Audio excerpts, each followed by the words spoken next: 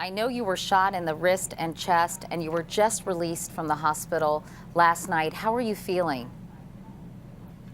I am feeling pretty sore, but very, very happy to be out of the hospital, to be home, and very happy to be back at the office and seeing all my colleagues for the first time. I know that the doctor who treated you, or someone said to you at some point, you were incredibly lucky. Yes, my surgeon. I was shot in the chest, and the bullet is still in me, in my upper hip, and it traveled all that distance internally and didn't seem to hit anything major. And they did exploratory surgery, and when I woke up, he did indeed tell me I was a very lucky woman. Will they try to remove the bullet at some point? Only if it causes problems down the line. So it will forever be an internal souvenir of a really horrendous day. Tell me what you remember, Pam, from that day. Well, it started out as a typical Saturday doing Congress on Your Corner. Gabe and Zimmerman and I met there at 9 o'clock and began to unload the truck with the chairs and the flags. And we've done a lot of Congress on Your Corners. We always do them in front of a supermarket.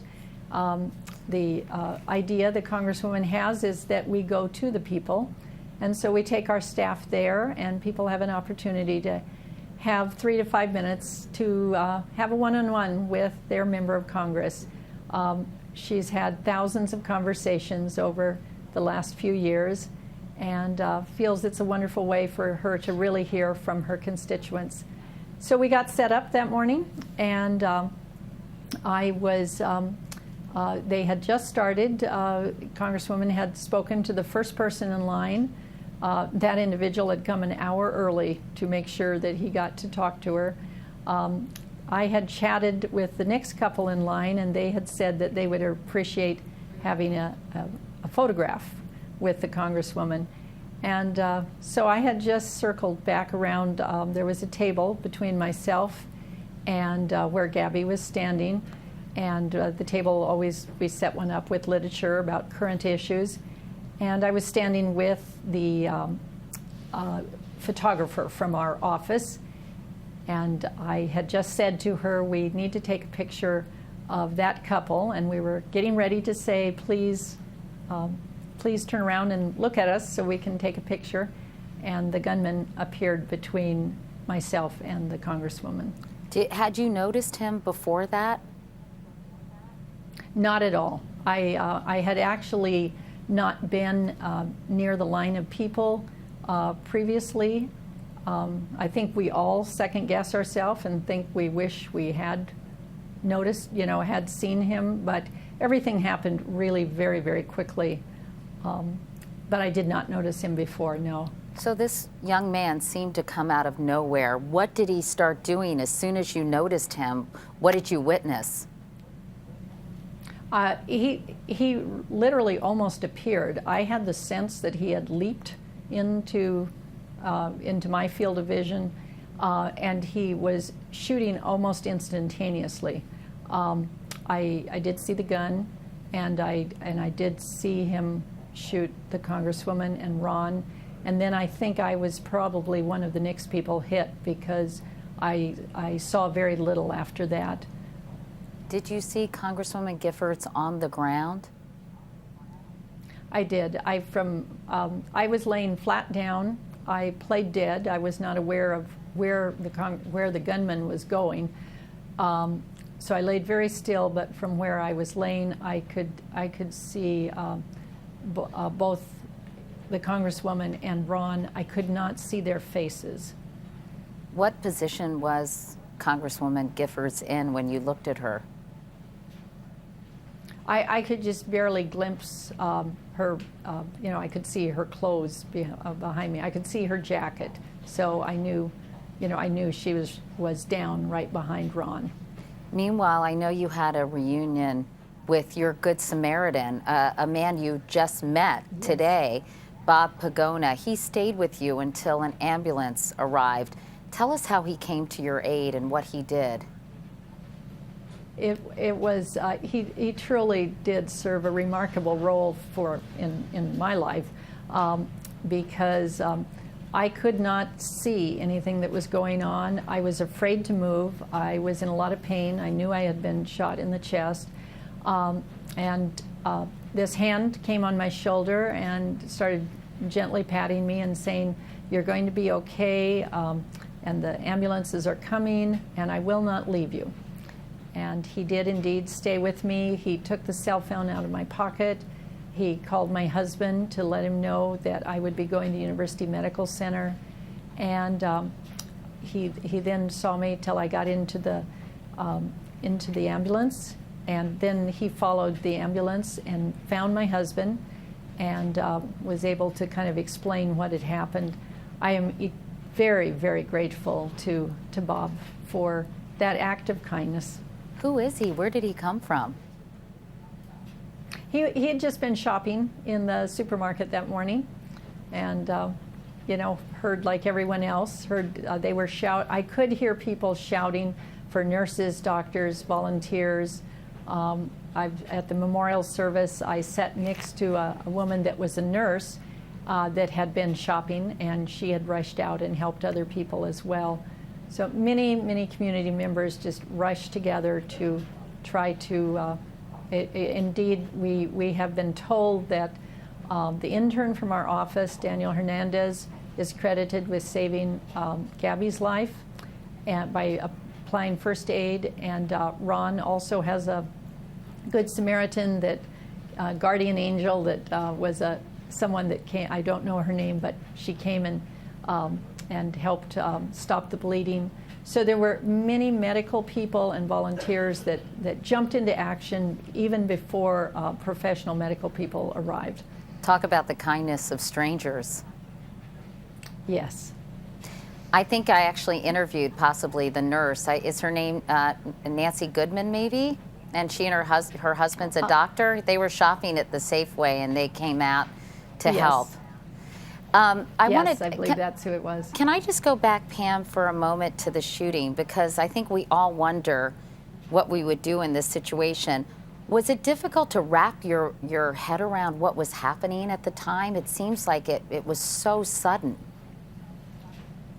It was absolutely impossible to wrap my mind around it. I think we all have, probably anybody in public life or anybody near those in public life, fear something like this happening. I can't say that I have spent a huge amount of time dwelling on it, but it always lurks in your mind. So probably the first flash was, this is not happening, and the second flash was, it is happening, and this is real. And it happens so incredibly fast. I understand you thought, Pam, it might be a toy gun at first. It was, that was probably a instant thought that went through my head. And I would say it's because I so didn't want it to be real. I wanted it to be some silly kid doing, or some crazy person doing a prank. It didn't take very long for me to realize the tragic certainty that it was real. I know you're a former teacher. You actually taught at Jared Loeffner's middle school and his high school, although you never knew him. There's been a lot of conversation about how students like Jared Loeffner can slip through the cracks, and I know this is something you really want to focus on now. It's actually something that I had a conversation with. One of my very first visitors was Richard Carmona, the former Surgeon General, and we talked about the things that are in place that perhaps the general public and educators are not aware of, that could be used to identify some of these young people that have mental issues. And I also was very honored to have a visit from the President and the First Lady in my hospital room. And we spent a few minutes also talking about something that every teacher knows, that very early on you see the kids that are separated from other kids and clearly are showing social behavior problems and mental health problems.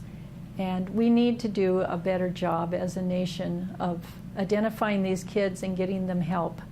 I have no malice towards this young man at all. I only have sadness that we, as a society, were not able to help him. I have to speak very, very highly for both of those schools and for the Marana School District. They have a wonderful counseling program. They have wonderful teachers. But it's a very, very huge problem, and we'll all need to work together on this. Can you tell me about your visit with the President and Mrs. Obama and what the three of you discussed? Well, the President is a President and the First Lady, very warm individuals, and I felt immediately comfortable with them. The President gave me his best wishes for full recovery, which I think I'm on my way.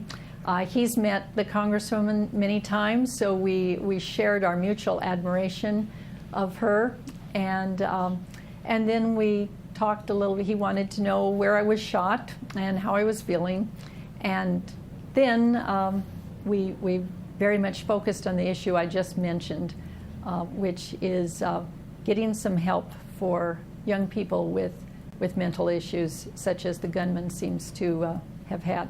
I know before you left the hospital, you had an opportunity to visit with Congresswoman Giffords.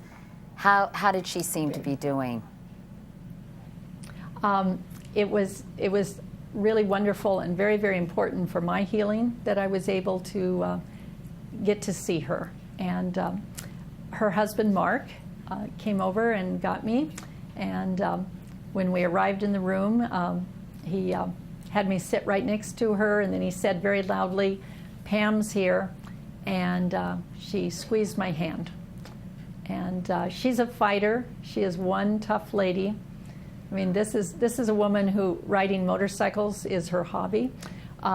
She's not afraid of many things, and I have, in the years that I have known her, 10 years that I have known her, she doesn't shrink from issues that are scary, or if she sees an injustice, she goes after it. So I have a lot of confidence that she will be back in the saddle, literally and figuratively. I know you spoke with the rest of the Congresswoman's staff today, and you told them some very moving things about what they had all experienced in the last week. I happened to be a staff member that was shot, but all of the staff members that were there experienced an incredible trauma. And in some ways, perhaps worse than mine, because they saw everything that went on. And also interns. We had wonderful interns working that day. And those of the staff that weren't there had the agony of not knowing what was going on as news began to leak out and pour out. And I have described ourselves as a family. Indeed, we are. And that extends beyond the office staff. It includes the campaign staff and the former interns, and they've all been gathering and staying close to each other, coming to my hospital room and visiting. And we have a lot of healing to do. We will have to rely on each other very heavily and continue to support the Congresswoman in carrying on her work while she's healing. And what do you hope will come out of this tragedy? I know there's been much talk already of many things that people are hopeful. One would be that we become a more civil society in our discussions with each other. Another is the issue of gun control, and the issue that I just brought up of identifying troubled individuals when they're still young. All of those things, I hope all of those issues move forward, are discussed and addressed. And perhaps the overarching thing is that we just truly need to recognize that life is precious, and to treat each other with respect, and become the civil society that we are known to be. I know Gabby would certainly want that to be an outcome, and we owe it to those that lost their lives that day. Wow, I think about the last week you've had, and it's hard to believe it hasn't even been a week since this happened, and it must be hard to believe even 6 days later. It really is. It's very hard to believe. The funerals of little Christina was yesterday. The funeral of Judge John Roll is today, and then we will say goodbye to our friend Gabe Zimmerman this weekend. And the many other funerals of the other victims will help put some closure. Gabe Zimmerman is going to be an extraordinary loss for our office. He cannot be replaced.